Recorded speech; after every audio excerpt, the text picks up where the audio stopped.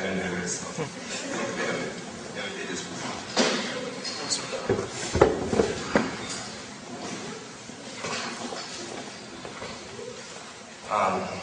Very all praises to Allah, Lord of the world. We seek refuge in Allah from the evil of the polytheists and disbelievers. We seek refuge in Allah from the evil of ourselves and our bad deeds. Whoever Allah guides to the truth, no one can guide him or her. And whoever Allah misguides, no one can guide. The witness that there is no God but Allah. The Prophet Muhammad sallallahu alaihi wasallam is the last prophet of Allah.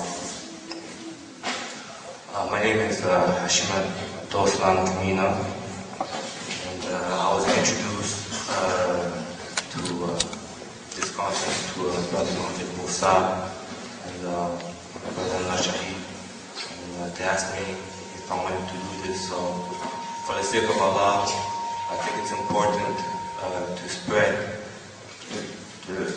Islam and to talk about what Islam has done to people. It's very important for people to have a good understanding of Islam due to what's being said about Islam to the mass media. Islam is a beautiful religion, and it has changed a lot of people's lives. I think that it's very important for people to learn what Islam has done for certain individuals, as well as myself. It's changed my life. For the sake of Allah, I'll talk about what Islam has done for me, because I know you can do the same for others.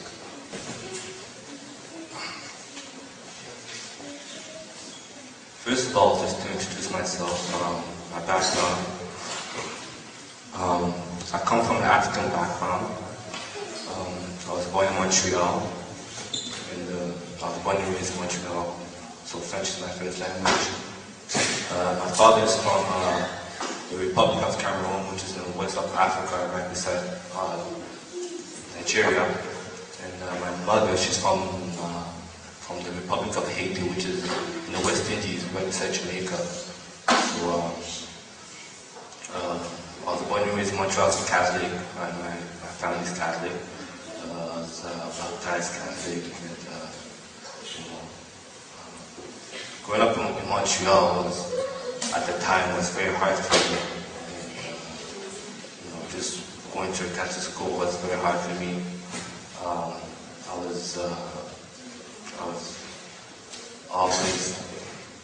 I grew up in a lot of racism in Montreal. There was a lot back then when I was young, there was a lot of racism. Growing up in the suburbs of Montreal, I was one of the few black students there going to school, and it was very hard for me. I grew up with a lot of racism. And I remember I had a tough time going to school every day, because I was one of the few black students. I used to be referred as a nigger and all that. And because of that, because I was young and I lost my father when I was 5 years old, and didn't have really nobody to as a role model to go to so I could learn more about life and society. So growing up in Montreal as a young black kid was hard. I didn't have my father, and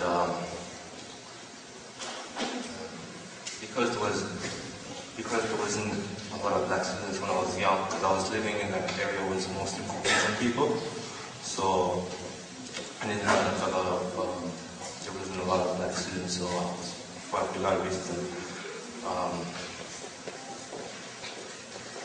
It was very difficult for me, like I said, like my father, when I was 5, he died from diabetes, and so I didn't have any role model to go up with. But as a replacement, I had aunts who were deep into Christianity, and they were the ones who raised me. So I grew up as a young child going to church every Sunday, studying the Bible.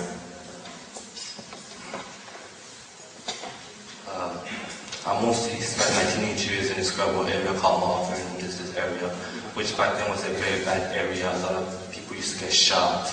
I lost a lot of friends I went to school with, they're dead now. So I grew up in an area where there was a lot of crime. I grew up as a troublemaker. I always used to get suspended from school. I even got expelled from one school to another. I grew up doing crime, like stealing cars, taking excessive drugs, fornicating women, and other crimes. What was surprising about the way I was living my life is that I was always God conscious, because due to the fact that I grew up in a strict Christian family. Even though I was doing bad, I always knew that God was watching me, and I knew that I could not live this lifestyle for long. But because I was so confused with the concept of God, living this lifestyle made me happy. Drinking alcoholic beverages daily made me escape from reality. And when I reached the age of 16 years old, I remember I was going to Mother Teresa, which is in Malvern, and I remember writing to my religion teacher about the concept of Jesus. This is something that, because I grew up in a Christian family, so I grew up with the Word of God and stuff, so I knew certain things about Christianity. But just that when I reached a certain age, it's just certain things about Christianity that didn't really make sense. First thing that didn't make sense to me was I wrote this essay to my religion teacher, and I wrote to her can Jesus, the so-called Son of God, have done in blue eyes when there's no proof that he looked that way? And my religion teacher couldn't even say anything to me. Like she was just, she was stunned. Like she couldn't say nothing. Because I don't know if people know, but in the Catholic Church, they portray Jesus, they found him as a blonde, blue-eyed person. Something that never really made sense to me. And so that's when I started questioning the Catholic religion at such a young age. And I also started questioning the concept of worshiping Mary, the mother of Jesus. I used to say to myself, how can I worship a human being that, with all this confusion regarding the concept of God, it led to a bad lifestyle without guidance. The way I came to Islam was quite different from a lot of other speakers that have talked about how they came to Islam. The first time I ever heard about Islam was, I remember when I was young, I was 16 years old, or 15, I can't remember. There was I don't know if you remember a march called the Million Man March in Washington, D.C. That's when I first heard about Islam. It was through Louis Farrakhan and the Nation of Islam. What inspired me about that movement was that it's not a lot of people coming together as a group, and they were talking about the things that were going on in society and how they wanted to change that. So that inspired me a lot. It's because a lot of people come from the ghetto, and they were wanting to change their lives and talking about the problems that was going on, and that inspired me a lot. That's the first time I heard about Islam, but at that time,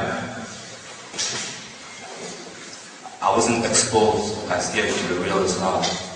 Therefore, I always knew that one day I wanted to become a Muslim, one day. But at that time, I never knew that the Nation of Islam was a Freemasonic satanic cult that preached racism and nationalism. Therefore, I used to follow their belief. I used to read the newspaper called The Final Call. That, sometimes you see some guys that used to, be at subway stations, and they used to, just try to sell the newspapers. So I used to, stop and talk to them and reason with them, and used to just buy the newspaper and, just read what they believed in. But I used to read the newspaper not knowing that they were teaching falsehood. I had no idea. I just used to read it.